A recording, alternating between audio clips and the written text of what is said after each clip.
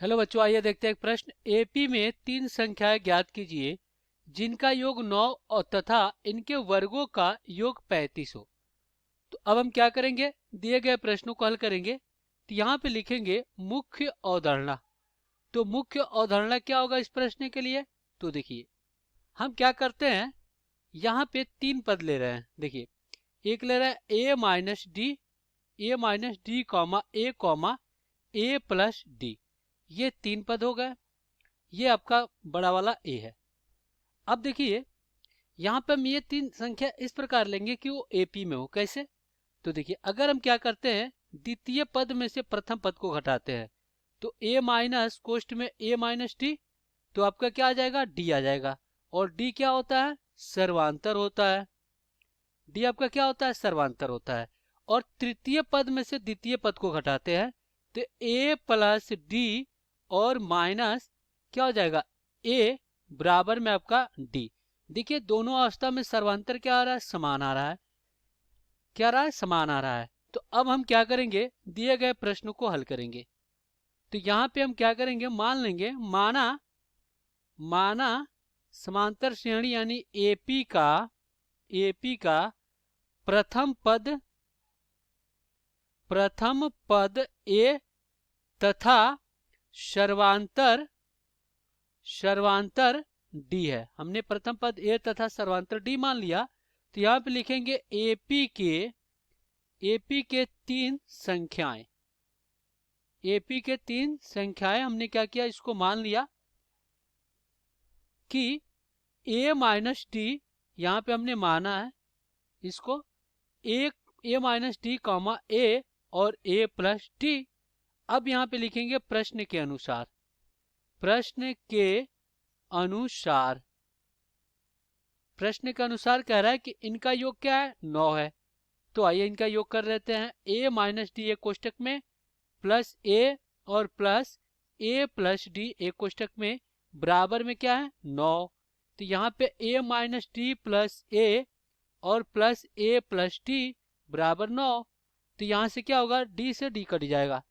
तो यहाँ पे 3a बराबर क्या आ गया, 9 आ गया। तो a बराबर 9 और बटा में क्या हो जाएगा, 3।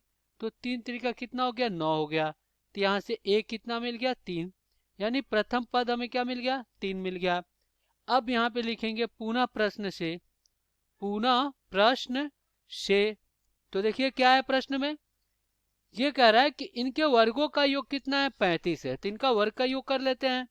तो क्या हो जाएगा, a माइनस डी का पूर्ण वर्ग प्लस क्या हो जाएगा, a का वर्ग और प्लस a प्लस डी का पूर्ण वर्ग बराबर 35। अब यहाँ पे हम लिखेंगे कुछ सॉल्यूशन का। देखिए हमें पता है कि x प्लस वाई का पूर्ण वर्ग क्या होता है, x का वर्ग प्लस वाई का वर्ग और प्लस 2xy, और x माइनस वाई का पूर्ण वर्ग क्या होता है, x का वर्ग प्लस वाई का वर्ग माइनस 2xy। तो यहाँ पे अपना क्या हो जाएगा, यहाँ पे हो जाएगा a का वर्ग प्लस डी का वर्ग और माइनस 2ad प्लस a का वर्ग और प्लस a का वर्ग और प्लस d का वर्ग और प्लस 2ad बराबर में क्या हो जाएगा, 35। ये क्या होगा, प्लस माइनस से कट गया।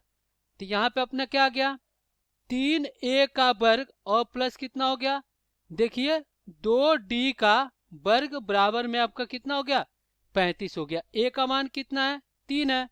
तो यहाँ पे आपका क्या आ जाएगा, देखिए 3 गुणे 3 का वर्ग प्लस 2d का वर्ग बराबर में क्या, 35। तो यहाँ पे 3 त्रिका ना 27 और प्लस क्या हो जाएगा, 2d का वर्ग बराबर में 35। तो यहाँ से 2d का वर्ग बराबर 35 माइनस कितना, 27। तो यहाँ से 2d का वर्ग बराबर कितना हो जाएगा, 8 हो जाएगा। तो यहाँ से d का वर्ग बराबर क्या हो जाएगा, ये हो जाएगा 8 और बटा में 2 काटेंगे तो ये 4 बार में कट जाएगा।